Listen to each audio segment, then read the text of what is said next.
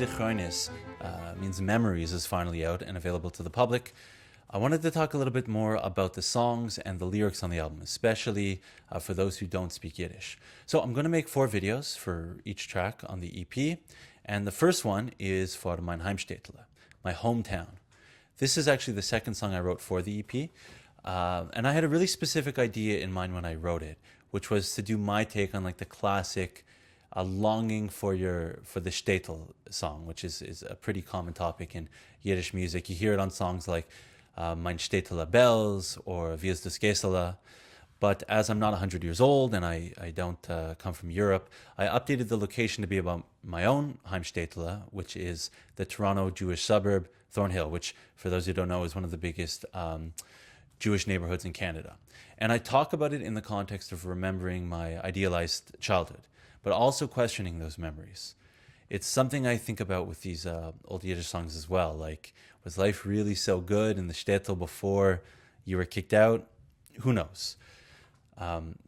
So I talk a lot about my childhood memories and wonder how accurate they are. And for instance, in the first verse, I start off by saying, "Beim Tisch pflegen wir alle singen, badadadadam-dam." And I have these vivid memories of when I was a kid, and my Zaidi, who loved to sing, would like be singing these old show tunes around our dining room table, and he would actually sing like that, bum dum dum dum dum dum. And then I go on to question the memories. You know, is this Yol geschehen? Did it really happen like that? I ask, was haben wir gegessen damals? What did we eat then? Ich gedenk mir wie ein Chulem. I remember it like a dream. Wenn ich der Mann mich jene Juren, der Tag von Glück gesehen. When I recall those days, I only see the happy times. And in the second verse, I get a bit more into it. I talk about the memories in Amhoif, that's like in the yard. I lived on a court as a child, and so all the kids would play out on the street because we didn't have much through traffic. And I ask, wer wohnt hinten in the Stieb? You know, who's living in my house now? Wer auf der Schwellheim sitzt? Who's sitting on the steps? Basically, it's, is it still as I remember it? And finally, in the third verse, I move on to the park. And I talk about the children dressed up for Purim, which I have fond memories of, specifically getting Purim baskets. In Yiddish, we call them Shalach Monas, was always really exciting. And I talk about disguises everyone would wear, and I end by asking, Wie sollen wir verstellen sich, demult oder hand? How should we disguise ourselves then or now? Sometimes I like to sing instead of verstellen sich, I say vorstellen sich. Verstellen sich means disguise, and vorstellen sich means imagine. So I like to kind of blur it so you don't know exactly what I'm saying. And those are the verses. I actually wrote this in a three-section repeating pattern, which is based off one of the most common klezmer forms, which is A, B, C, A, B, C. In the B section, I wrote my lyrics with that old Pete Seeger song, you know, little boxes on the hilltop, little boxes made of ticky-tacky. And I describe the suburb.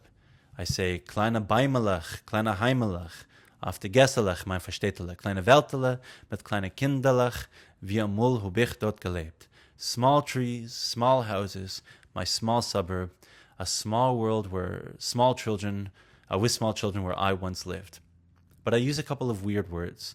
In Yiddish, there's no words for a lot of things that didn't really exist in the old world.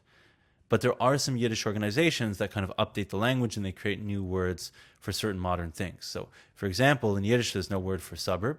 But in the dictionary, you can find a word called Vorstadt or Vorstädtele. I say Vorstädtele, it's like a little suburb.